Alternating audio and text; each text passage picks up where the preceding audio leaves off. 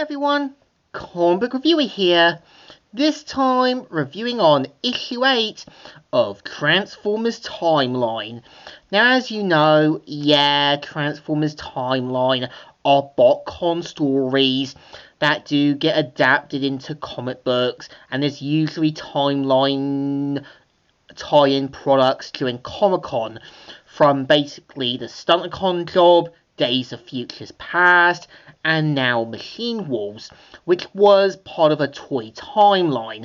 And this cover is meant to pay a homepage to the whole Grant Morrison Antimatter Justice League graphic novel. And let's get on the story. It starts off how, after the golden age of Cybertron was over and the war continuing, we see how, some Decepticons have become clones and some Autobots have become clones as well, continuing the war. And we kind of see one of them saying, "Leave them as they're empty for the raid zone. Pitiful, learned creatures looking to scavenge what's left after the bombing."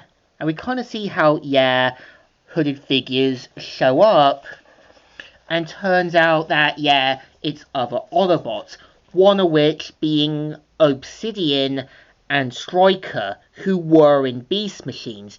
And if you have watched Beast Machines, then you know Obsidian and Stryker were the greatest strategists on Cybertron, Megatron using them as part of his Viacon army. And we see how one of the Decepticons try to go for the Autobot known as Sandstorm, who accidentally blasts him, and Stryker saying, "He is terminated. Didn't you know you had it in your Sandstorm?" "Terminate? How do you mean?"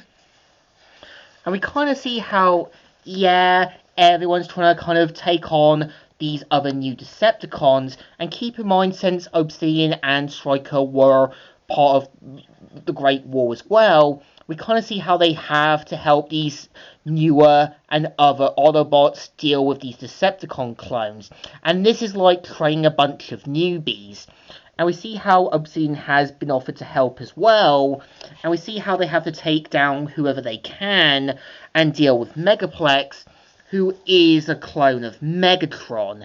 And we have a kind of flashback with basically Hoist, and it turns out that, Optimus was in critical condition, but in stasis lock, and without their leader, they had to kind of take on whatever they could, and some other Autobots were basically made as commanders of various cities, like Jazz, also Roadblock, Springer, and other ones, so gathering up what other Autobots and Decepticons they could to continue the fight.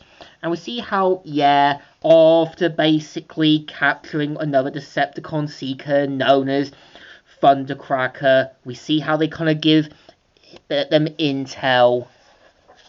And we kind of see Megaplex trying to continue Megatron's legacy, and due to him being a clone, he's unsure if he really is meant to be.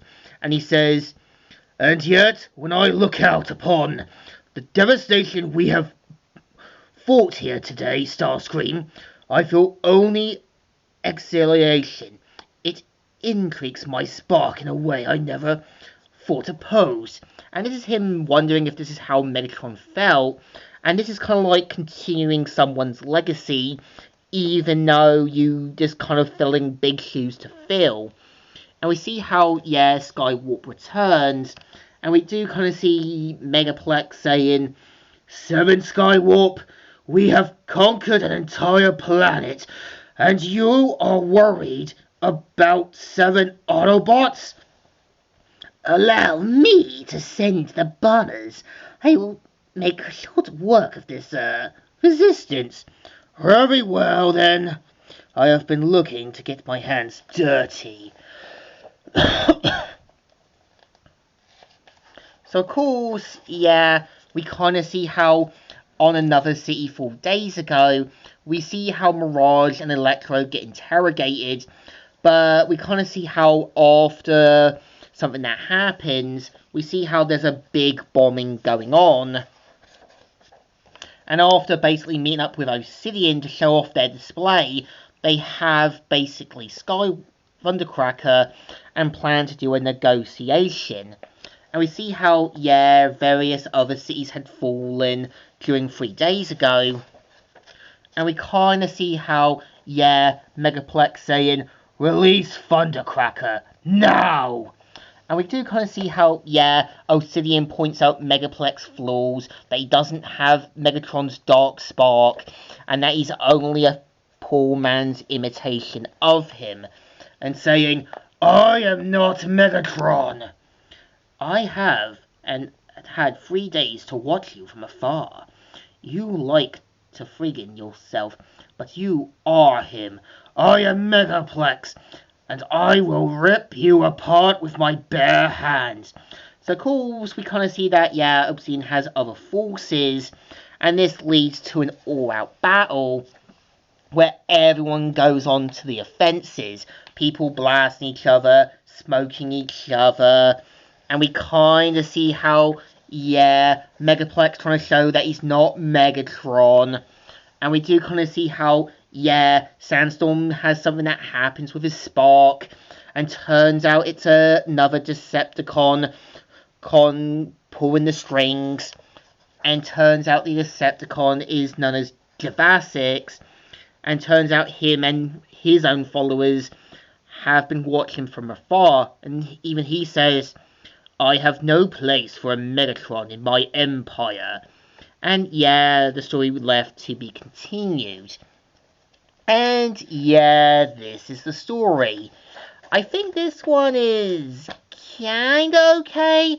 Like I said, this does have the potential to have been a IDW comic series, being more taking place after the war, seeing how, yeah, clones of Autobots and Decepticons try to continue the fight.